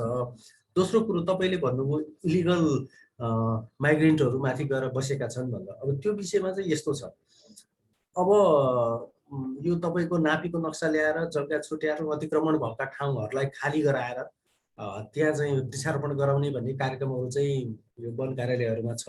हामीले त्यस्तै ठाउँहरू कहाँ कहाँ छ जहाँबाट चाहिँ अतिक्रमणहरूलाई हटाउने र त्यहाँ चाहिँ वृक्षारोपण गरेर फरेस्टलाई रेजिस्ट्रेसन गर्ने भन्ने प्रोग्रामहरू चाहिँ भएको, त्यसमा केही ठाउँमा काम पनि भइरहेको छ। तर कतिपय ठाउँमा चाहिँ यस्तो हुन्छ, तपाईँको पोलिटिकल कुराले गर्दाखेरि केही बाध्यताहरू चाहिँ पर्छ। अब त्यहाँ गएर चाहिँ बस्ती बसिया हुन्छ, त्यो ठाउँमा चाहिँ उठाउन गयो भने अब त्यहाँ सपोर्ट, पोलिटिकल सपोर्ट नभयो भने चाहिँ गाह्रो चाहिँ स्थिति सिर्जना हुन्छ। जस्तै धनुषा जिल्लामा एउटा त्यो रातो नदीको किनारमा एउटा ठाउँ छ, ठाउँको नाम त मैले बिर्सेँ। त्यहाँ 3 वर्षसम्म हामीले कार्यक्रम दियौँ राष्ट्रपति चुरे त्रैमासिक संसद विकास समितिबाट, त्यहाँ भएका केही बस्तीहरूलाई हटाएर वृक्षारोपण गर्नुहोस् भनेर। तर त्यहाँको डिएफ साहबले त्यो कामलाई गराउन भक्मदूर प्रयास गरे पनि सक्नु भएन। किन भन्दाखेरि त्यहाँको पोलिटिकल लिडरहरूले सपोर्ट गर्नु भएन, त्यहाँको प्रहरी प्रशासनबाट पनि खासै सपोर्ट पाउन सकिएन। अब हामीसँग सीमित स्रोत र साधन छ, त्यसले हामीले त्यत्रो ठुलो मासलाई हटाउन पनि गाह्रो हुन्छ। र त्यसमा चाहिँ अब हामीलाई चाहिँ राज्यले गर भनेको छ, तर राज्यकै केही अब चाहिँ अङ्गहरूले अलिकति ब्याक भइदिए जस्तो हुन्छ, त्यसले गर्दा काम गर्न बाधा चाहिँ छ। त्यही पनि हामीले प्रयासरत चाहिँ छौँ त्यस्ता कुरालाई हटाउनको लागि। हस्, धन्यवाद। धन्यवाद रोशन श्रीवास्तव सर, हजुरले एकदमै इन्फर्मेटिभ कुराहरू सेयर गरिदिनु भएकोमा। अनि आजको प्रोग्राममा हामीले धेरै कुरा चुरेको बारेमा धेरै कुरा सिक्ने मौका पायौँ हजुर। तर अब अन्तिममा म एउटा क्वेसन जोड्न चाहे। क्वेसन यस प्रकार रहेको छ, चुरे रेन्जको कन्जर्भेसन र सस्टेनेबल युजको लागि के गर्न सकिएला? यसबारे म तिनैजना सरहरूलाई आफ्नो विचार राखिदिनु हुन हार्दिक अनुरोध गर्दछु। र फर्स्टमा म डाक्टर ऋषिराम कटेल सरलाई आफ्नो विचार राखिदिन हुन अनुरोध गर्दछु। ओके, धन्यवाद भाइ। अब धेरै कुराहरू पनि आएका छन्। अब चुरेको संरक्षण गर्नुपर्छ, अब उत्खननमा जानु हुँदैन भन्ने कुरा हाम्रो ओभरअल निष्कर्ष भयो। यसको चाहिँ नेगेटिभ इम्प्याक्ट पर्छ लङ टर्म भन्ने कुरा भयो। अहिले जुन राज्यले एउटा नीति बनाएको छ त्यो चाहिँ अब चुरे संरक्षणको बर्खारापमा छ, अगेन्स्टमा छ। र अब अहिले मैले कुरा गरेँ, अब चुरे संरक्षणमा त राष्ट्रपति कार्यक्रम अन्तर्गत धेरै कार्यक्रमहरू जोडिएका छन्। एउटा लिभलिहुड इम्प्रुभमेन्टमा हामीले काम गर्नुपर्ने देखिन्छ। अझै लिभलिहुड त्यहाँ बस्ने मार्जिनल पिपुलहरूको चाहिँ जीविकोपार्जन बढाउनलाई चाहिँ अब स्मल एग्री इन्टरप्राइजहरू अनि त्यसपछि फरेस्ट बेस्ड इन्टरप्राइजहरू चाहिँ इस्टाब्लिस गर्न सकिन्छ। जस्तै तपाईँको अब जडीबुटीहरू चाहिँ अब सस्टेनेबल हार्भेस्टिङ, त्यसलाई प्रोसेसिङ गर्न सकियो होइन। अब जस्तै हाम्रो अब लोक्ता कतिको पाइन्छ? लोक्ता चुरे रेन्जमा हुँदैन होइन, अल्लो पनि हुँदैन त्यहाँ चुरे रेन्जमा। त्यो नभएपछि अरू अनि हाम्रो सिक्की त तल्लो बेल्टमा भइहाल्यो। अब त्योसँग जोडिएको आयो होइन। सिक्कीमा नि अलिअलि काम गर्दैछ, चुरे रेन्जमा माथि काम गर्ने तल्लो उसमा डाबर क्षेत्रहरूमा। त्यसले गर्दा एउटा एग्री बेस्ड इन्टरप्राइजहरू चाहिँ जोड्न सकियो। र सबैभन्दा अहिले एग्री बेस्ड इन्टरप्राइजमा सबभन्दा बेस्ट भनेको चुरे रेन्जमा लाइभ स्टकको पोटेन्सियलिटी राम्रो देखियो होइन। लाइभ स्टकलाई चाहिँ राम्रोसँग गर्न सकियो भने कमर्सियल रूपमा लाइभ स्टक प्रडक्सन गरेर स्मल डेरी इन्डस्ट्रीहरू इस्टाब्लिस गरेर त्यसको इन्टरनल डिमान्डलाई चाहिँ हामीले पूर्ति गर्न सकियो भने एउटा जीविकोपार्जन लिभलिहुड इम्प्रुभमेन्ट गर्ने एउटा आधार हुन्छ। एउटा पार्ट त्यो एउटा रह्यो, त्यो एउटा पार्ट त्यो रह्यो। अर्को दोस्रो साइन्टिफिक वेबाट तपाईँको बालुवा किटीहरूको जुन रिभर बेल्ट, चुरीसँग जोडेका रिभर बेल्ट छ, त्यो साइन्टिफिक त्यसको चाहिँ निकाल्ने र त्यसको चाहिँ इन्टरनल खपत बढाउन सकिन्छ। अर्को त्यो दुईवटा पार्ट छ, साइन्टिफिक वेबाट गर्न सकियो। तेस्रो अब तपाईँको वाटर रिचार्ज बढाउने कुरा भयो। अझै मैले देखेको अब राष्ट्रपति कार्यक्रमले यसलाई चाहिँ अलिकति ल्याएछ। मैले पनि सोचेको अब जस्तै पेमेन्ट फर इकोसिस्टम सर्भिसमा हामीले चुरे र भाबर र तराई क्षेत्रसँग अलिकति पाइलट स्टडी गर्न सकियो भने त्यसले गर्दा चुरेमा अझै कन्जर्भेसनको पिपुलहरू कन्जर्भेसनमा अझै बढावा दिन्छन् होला जस्तो लाग्छ। जस्तै अहिले जुन वाटर रिचार्ज बढाउनुको लागि जुन वाटर हार्भेस्टिङ पोखरीहरू निर्माण भएको भन्ने कुरा हो, रिजर्भायरहरू, अब त्यो त एउटा प्रोजेक्ट बेसमा भयो। अब त्यसपछि यदि वाटर रिजर्भेसन बढ्ने हो भने तलको फार्म प्रोडक्टिभिटी कति बढ्छ, अनि त्यसपछि अनि पिउने पानीको पनि एभाइबिलिटी कस्तो हुन्छ, त्यसको आधारमा डाउनस्ट्रिम तराईमा बस्ने पिपुल र तपाईँको चुरेमा बस्ने अपस्ट्रिम पिपुल बिचको पेमेन्ट फर इकोसिस्टम सर्भिस जस्तै त्यसको चाहिँ एउटा एक्सर्साइज गर्न सकियो भने एउटा प्रोजेक्ट चाहिँ त्यो पनि राम्रो हुन्छ नि जस्तो लाग्छ मलाई। प्रोडक्टिभिटी कति गेन हुन्छ भन्ने कुरा हो। अब त्यसो त्यही मैले भनिहालेँ, एउटा लिभलिहुडको यो पार्ट हो, लिभलिहुडको पार्टमा यो जोड्न सकियो। अनि वाइल्ड लाइफ कन्जर्भेसन गरेर चुरेमा चाहिँ फरेस्ट बेस्ड तपाईँको फरेस्ट कम एग्रो बेस्ड टुरिज्मको त्यसको दायरालाई फराकिलो बनाउन सकिन्छ। जस्तै अहिले हाम्रो चुरेमा रहेका पालिकाहरूले चाहिँ एग्रो टुरिज्म अर्थात् फरेस्ट बेस्ड टुरिज्मलाई चाहिँ कसरी इस्टाब्लिस गर्ने त चुरेमा, किनभने यो चुरी सबभन्दा नयाँ र सबभन्दा न्यू एउटा पहाडी रेन्ज हो। यो पछि बनेको तपाईँको इभन पाकिस्तानमासम्म फैलिएको छ यो। त्यसले गर्दा हाम्रो विथिन अ कन्ट्री र विथआउट अरू कन्ट्रीसँग पनि जोडेर हामीले चाहिँ त्यो चुरे रेन्जको चाहिँ फरेस्ट बेस्ड अब एग्रो बेस्ड टुरिज्महरू चाहिँ हामीले उ गर्न सक्छौँ। अब तेस्रो तपाईँको अहिले वाइल्ड फुडहरूको आइटम पनि अहिले महत्त्वपूर्ण छ। जस्तै अब अहिले डिमान्ड बढ्दै गएको छ। जस्तै तपाईँको हाम्रो रिठा भ्याकुरहरू होइन कस्तो छ त्यसको पनि कलेक्सन गरेर त्यसलाई पनि मार्केट गर्न सकियो भने त्यसलाई सस्टेनेबल कलेक्सन र मार्केटिङको पार्टमा पनि जान सकियो भने त्यो पनि एउटा मेजर एउटा इन्टरभेन्सनको पार्ट रहला ओभरअल। अनि त्यसपछि अब जस्तै अहिले भन्यो अब त वाइल्ड लाइफ कन्जर्भेसन गरियो भने अब तपाईँको टुरिज्म पनि बढ्ने भयो, वाइल्ड लाइफ कन्जर्भेसन भएपछि त्यो बायोडाइभर्सिटी बढ्ने भयो। अब नेपालको बायोडाइभर्सिटीमा हेर्नुहुन्छ भने मोर देन 80% बायोडाइभर्सिटीको चाहिँ रेन्ज कभर चाहिँ चुरीले गरिरहेको छ भनेपछि त हुज बायोडाइभर्सिटी हो नि। त्यो बायोडाइभर्सिटीको हट स्पटको रूपमा पनि लान सकिन्छ यसलाई। त्यसको पार्ट त्यो रह्यो। अब यसरी गरियो भने अलिकति लिभलिहुड पनि इम्प्रुभ हुने, आर्थिक अवस्था पनि बढ्ने र कन्जर्भेसन पनि बढ्ने देख्छु मैले चाहिँ पार्ट त्यो छ। एउटा होलिस्टिक एप्रोचमा काम गर्न सकियो भने अझै राम्रो हुन्छ। र कुनै कुनै तपाईँ मैले अहिले कुरा गरेँ अब सरहरू त्यसैमा काम गर्नु भएको भएर चुरेको वाटर रिचार्ज यदि रियालिटी कति हो त एउटा स्टडी पनि गर्न सक्यो। कति जस्तै 1 मिटर बढाउँछ भनेको छ तराईमा, त्यो अहिले कहाँसम्म पुग्छ त? इन्डियाको बिहार पार्टिकुलरसम्म पुग्ला। र इभन हाम्रो अब गभर्मेन्टकै इन्सेन्टिभमा जस्तै पेमेन्ट फर इकोसिस्टम सर्भिसलाई त इस्टाब्लिस गर्न सकियो भने वाटर रिचार्जको बेसमा त्यो पनि एउटा गुड प्रोजेक्ट हुन्छ जस्तो लाग्छ। यसरी हामी ओभरअल काम गर्न सक्छौँ। मैले यति नै भने हुन्छ भाइ। धेरै धेरै धन्यवाद डाक्टर ऋषि राम कटेल सर। हजुरले water conservation, agro forestry, tourism, त्यस्तै वाइल्ड फुड मार्केटिङको कुराहरू गर्नुभयो।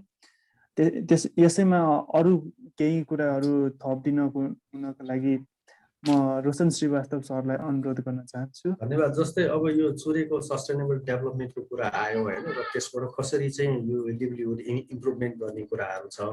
यसमा सबभन्दा पहिला त हामीले चुरेलाई जोगाउनुपर्छ। हेर्नुहोस्, लिभलिहुड इम्प्रुभमेन्ट भनेको हाम्रो यो तराई मधेससँग पनि जोडिएको हुन्छ। जबसम्म चुरे जोगिँदैन तबसम्म तराई मधेसको लिभलिहुड माथि चाहिँ आउँदैन। त्यसले गर्दाखेरि हामीले त्यहाँ भएका खरेट खोल्साहरू नियन्त्रण गर्ने, त्यहाँ प्लान्टेसन एक्टिभिटिजहरू गर्ने, र त्यस्तै गरी वाइल्ड लाइफ कन्जर्भेसनको लागि वाटर होलहरू, तिनीहरूलाई त्यो पानी खानको लागि त्यस्ता वाटर होलहरूको डेभलपमेन्ट गर्नुपर्छ। र चुरेको डाँडाहरूमा चाहिँ वाटर रिचार्ज पन्डहरू, जुन बर्सातको पानीहरू पर्छ त्यसलाई सङ्कलन गर्ने भण्डारण पोखरीहरू निर्माण गर्यो भने त्यो पानी फिल्ट्रेट भएर चाहिँ तपाईँको तलबाट इन्फिल्ट्रेसन भएर तल जान्छ र तराईको वाटर लेभल बढेपछि त्यहाँ हाम्रो चाहिँ एग्रिकल्चर प्रोडक्सन बढ्छ। त्यो एउटा भयो। त्यस्तै गरेर जडीबुटीका खेतीहरू, जस्तै जडीबुटीहरू पाइन्छन् यतातिर पनि, यो तराई मधेस चुरेमा पनि तपाईँको सर्पगन्धा लगायतका चाहिँ जडीबुटीहरू पाइन्छ। अब त्यस्ता जडीबुटीहरूलाई चाहिँ हामीले चाहिँ प्रमोट गरेर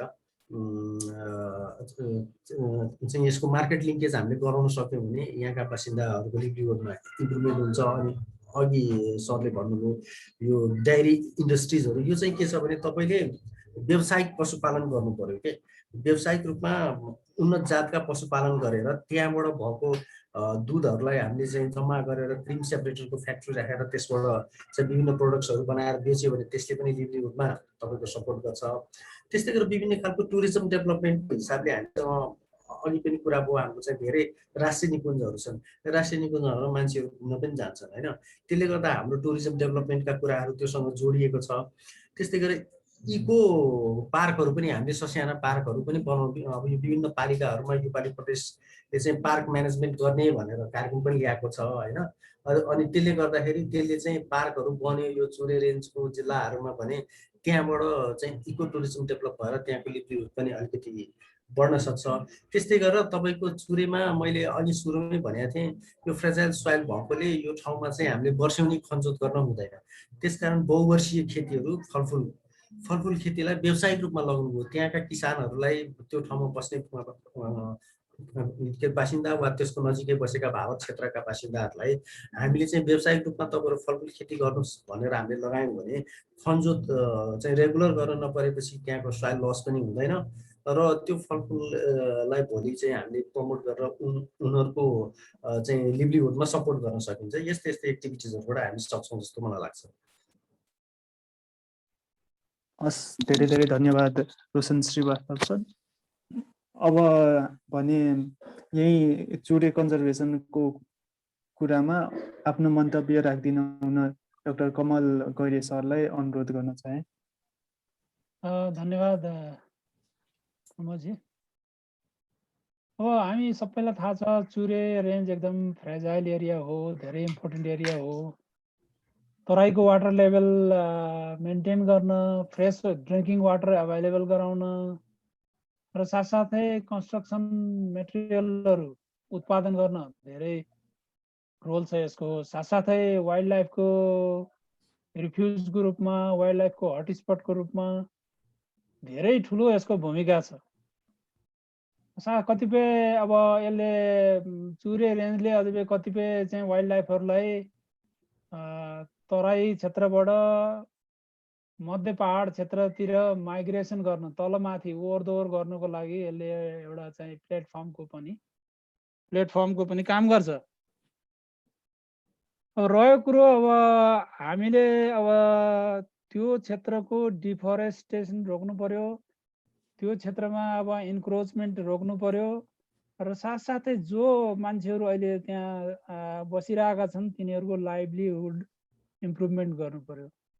त्यो लाइभलीहुड इम्प्रुभमेन्ट गर्नको लागि अब विभिन्न प्लानहरू बनेका छन्, जस्तै विभिन्न संरक्षित क्षेत्रहरू, नेसनल पार्कहरूको आफ्नो म्यानेजमेन्ट प्लानहरू छ। त्यो प्लानहरूमा लाइभलीहुड एड्रेस गर्न केही योजनाहरू राखिएका छन्। साथसाथै हरेक जिल्लाको चाहिँ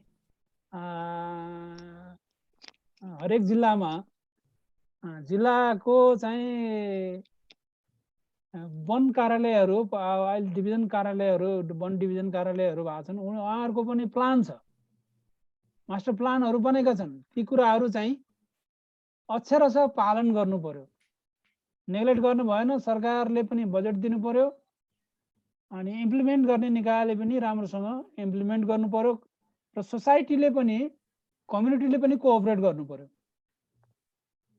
त्यो गर्यो भने चुरे क्षेत्र संरक्षण हुन्छ, चुरेको माटो बच्छ।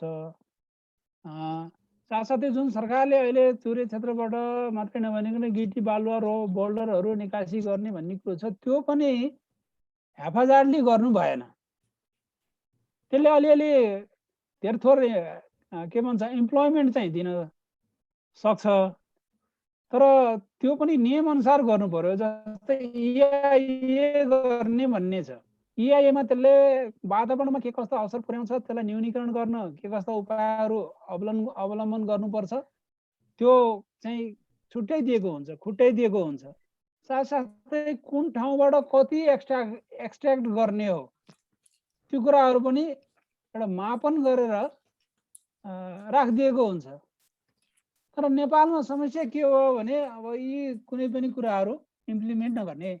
कसैले कहीँबाट एक्सट्र्याक्सन गर्न लाग्यो भने उसले 100 टन एक्सट्र्याक्सन गर्नु छ भने उसले चाहिँ 5000 टन एक्सट्र्याक्सन गरेर लगिरहेको हुन्छ। कहाँ सबै आँखा चिम्लेर बसिरहेको हुन्छ, अथवा दादागिरी गरेर लोकल अथोरिटीलाई तर्साएर हप्काएर पनि त्यो कामहरू जति निकाल्नु पर्ने हो त्योभन्दा बढी निकालिन्छ। त्योभन्दा बढी निकालेपछि के हुन्छ, त्यहाँ समस्या हुन्छ। फेरि यी कुराहरू मनन गर्नु पर्यो।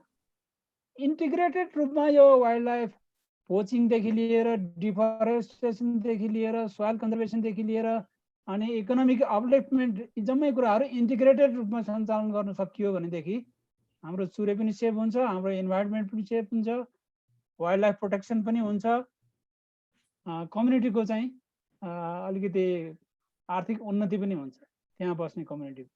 हस्, धन्यवाद। धन्यवाद सर तपाईँको विचारको लागि। हामी कार्यक्रमको अन्त्यतिर आइपुगेका छौँ। अब भने हामी अडियन्सहरूलाई केही प्रश्न रहेको छ भने च्याट बक्समा अथवा आफै माइक ओपन गरेर आफ्ना प्रश्नहरू राखिदिन अनुरोध गर्दछु। मैले केही प्रश्नहरू यहाँ च्याट बक्समा देखेको थिएँ, म तिनीहरूलाई एड्रेस गर्न गइरहेको छु। यहाँनिर आशिष कणेलजी सोध्नुहुन्छ, सर यो सोइल इरोजनको पर्मानेन्ट सोल्युसन के हुन सक्ला नि? लगभग यो प्रश्नको उत्तर चाहिँ आइसकेको छ अहिलेसम्म। र उहाँको अर्को प्रश्न रहेको छ, साल फरेस्ट भएको ठाउँमा गर्मी बढी हुन्छ भनिन्छ, के तराईमा हाई टेम्परेचर हुनुको कारण साल फरेस्ट हुन सक्ला त? यस प्रश्नको उत्तर दिनु हुन म रोशन सरलाई अनुरोध गरेँ। धन्यवाद बहिनी। त्यो साल फरेस्ट भएको ठाउँमा टेम्परेचर हाई हुन्छ भन्ने कुरो मात्र त्यो होइन, कस्तो छ भने तपाईँको हाइट बढ्दै गएपछि एयर प्रेसर कम हुन्छ र त्यहाँ चाहिँ चिसो हुँदै जान्छ। तर जब चाहिँ यो चाहिँ समुद्र सतहदेखिको जुन हाम्रो हाइट भन्छौँ नि, ल्यान्डको हाइटहरू, त्यो हाइटको हिसाबले टेम्परेचर चाहिँ तपाईँको हुने हो। समुद्र सतहसँग नजिक भएको ठाउँको टेम्परेचर बढी हुन्छ।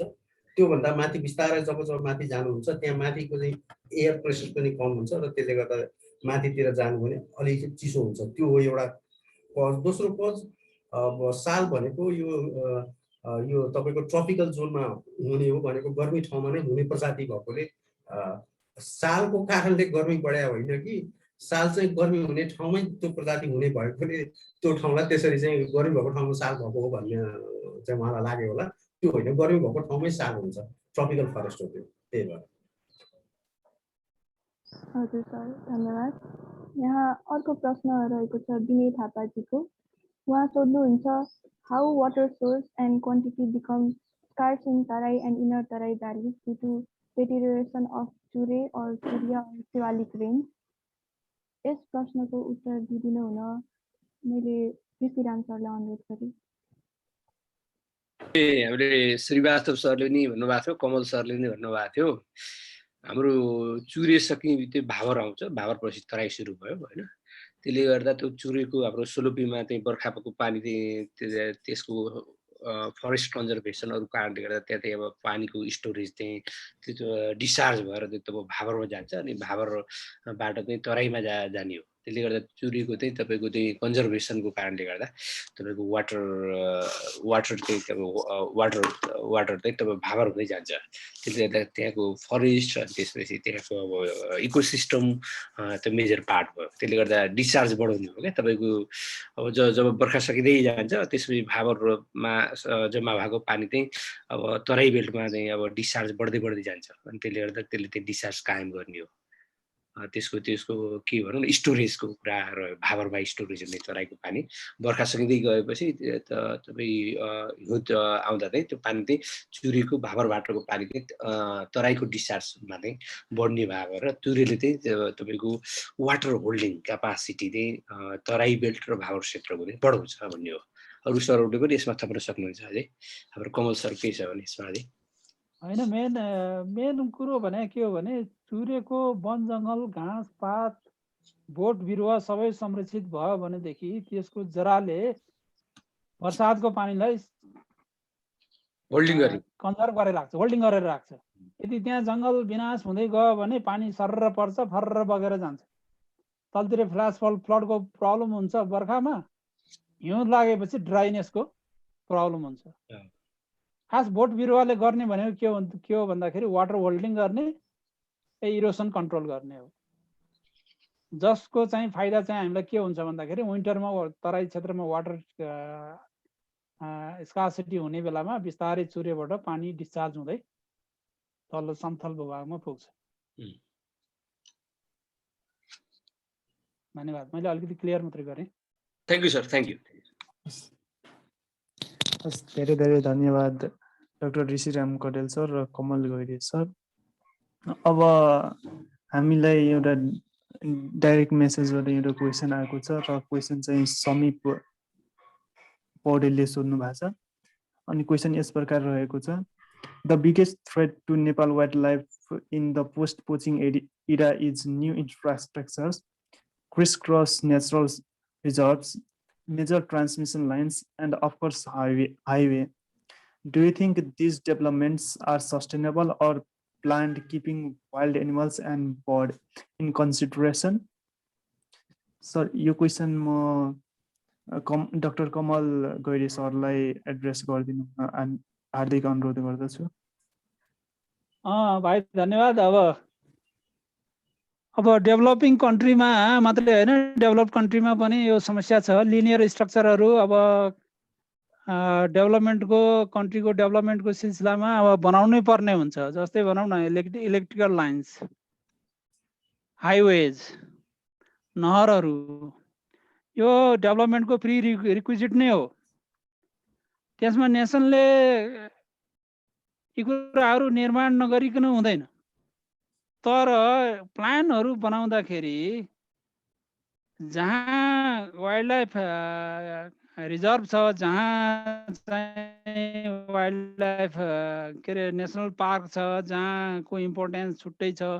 40औं 50औं वर्षदेखिको सरकारको आफ्नै मेहनतले त्यो चाहिँ त्यो क्षेत्रको अथवा नेपालको विभिन्न इम्पोर्टेन्ट वनस्पतिहरू साथसाथै इम्पोर्टेन्ट वाइल्ड एनिमलहरू के भन्छ प्रोटेक्सन गर्दै आएको छ, संरक्षण गर्दै आएको छ, आफैले गरे हो सरकारले।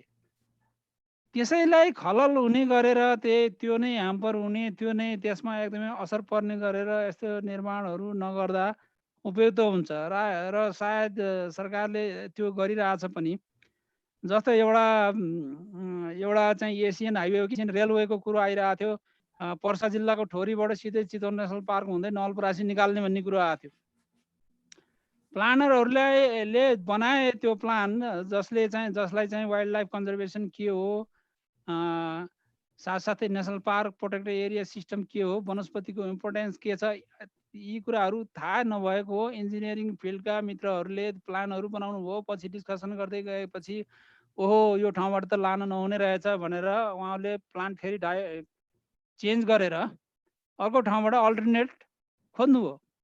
यस्तै गरेर नहरहरू पनि बनाउनु पर्ने हुन्छ राज्यले। अब हाई टेन्सन लाइनहरू पनि बनाउनु पर्ने हुन्छ, हाइवेहरू पनि बनाउनु पर्ने हुन्छ। तर सोच विचार गरेर एकदमै कमसे कम एकदमै न्यूनतम चाहिँ असर पर्ने गरी अथवा देखिन सक्ने असरहरूलाई चाहिँ निराकरण गर्न अरू फर्दर प्लानहरू के बनाउनु पर्छ, ती कुराहरूलाई ख्याल गरेर काम गर्नुपर्छ। गर्नु त गर्नै पर्छ, तर ख्याल गरेर गर्नु पर्यो। अल्टरनेट वे छ भने अल्टरनेट वेबाट जानु पर्यो र वर्षौँ वर्ष 100औं वर्षदेखि चाहिँ प्रोटेक्सन गरेर राखेको फरेस्ट, प्रोटेक्सन गरेर राखेको वाइल्ड एनिमलहरूलाई चाहिँ बढी खतरा हुने, नोक्सान हुने गरी प्लानहरू हामीले निर्माण गर्नु भएन। त्यसको अल्टरनेट वे खोज्नु पर्यो र साथसाथै के भन्छ नगरी नहुने छ भने त्यसमा चाहिँ मिनिमम इम्प्याक्ट पर्ने गरेर निर्माण कार्यहरू, लिनियर स्ट्रक्चरहरू बनाउनु पर्ने हुन्छ। हस्, धन्यवाद। धन्यवाद सर तपाईँको विचारको लागि। अब भने हामी कार्यक्रमको एकदमै अन्तमा आइपुगेका छौँ। यहाँहरूसँगको यो कुराकानी एकदमै फलदायक रह्यो र हामीले आज धेरै नै कुरा सिक्न पायौँ। त्यसको लागि हामी तपाईँलाई धेरै धेरै धन्यवाद भन्न चाहन्छौँ। अब भने कार्यक्रमलाई फर्मली अन्त्य गरिदिनु हुन र कन्क्लुजन गरिदिनु हुन म यस क्याप्स का कोअर्डिनेटर हाम्रो साथी समित्रा सौडेललाई अनुरोध गर्दछु। थ्याङ्क यू अस्मिता। आदरणीय आजका प्यानलिस्टहरू कमल सर, ऋषि सर, रोशन सर, सबैलाई नमस्ते भन्न चाहन्छु। साथै यहाँ पार्टिसिपेन्ट कतिजना हुनुहुन्छ सबैलाई पनि नमस्ते भन्न चाहन्छु। चुरे पक्कै पनि हाम्रो एउटा सबैको साझा विषय हो, एउटा संरक्षण गर्नुपर्ने विषय हो। अहिलेको पछिल्लो समयमा जति पनि चुरे छलफल भएका छन् मेन स्ट्रिम मिडिया अथवा चाहिँ अरू सोसल मिडियाहरू जतातिर भए पनि एउटा चुरेको संरक्षणको कुराहरू, के कुराहरू, आवश्यकताहरू कुराहरू आइरहेका छन्। यो कुरामा पनि हाम्रो चुरेबाट चाहिँ एग्रिकल्चर र लाइफस्टक प्रोडक्सनतिर के कस्ता रोलहरू भइरहेका छन्, संरक्षण किन आवश्यक छ र चुरेको इम्पोर्टेन्स हाम्रो सोसियो इकोनोमिक लाइफमा, हाम्रो एग्रिकल्चरमा, हाम्रो लाइफस्टकमा किन आवश्यक छ भन्ने कुराहरूमा चाहिँ आज हामी छलफल गर्न, आजको छलफल मुख्यतः त्यही कुरामा केन्द्रित थियो। म यहाँ उपस्थित सबैलाई हार्दिक धन्यवाद भन्न चाहन्छु। साथै विशेष धन्यवादका पात्रहरू जसले हाम्रो निमन्त्रणा स्वीकार गरेर आउनुभएको छ, आदरणीय कमल गैरे सर, अनि ऋषि सर र रोशन सर। छोटो समय थियो, हाम्रो प्रोग्राम पनि बल्ल हिजो नै फिक्स गरेका थियौँ। छोटो समयमा पनि प्रिपेयर गरेर एकदम राम्रो सेसनको लागि आइदिनु भयो। हजुरहरूलाई धन्यवाद भन्न चाहन्छु। साथै आजको कार्यक्रम मोडरेट गरिदिने प्रमोद र अस्मितालाई पनि बिग थ्याङ्क यू। यति भन्दै आजको कार्यक्रम अन्त्य भएको घोषणा गर्न चाहन्छु। हस्त, धन्यवाद। ल, धन्यवाद सबैलाई, धन्यवाद। हामी जानुभन्दा अगाडि चाहिँ जो उपस्थित हुनुहुन्छ एकचोटि भिडियो क्यामेरा चाहिँ खोलिदिनु होला है, एउटा मेमोरीको लागि एउटा पिक्चर चाहिँ लिनु।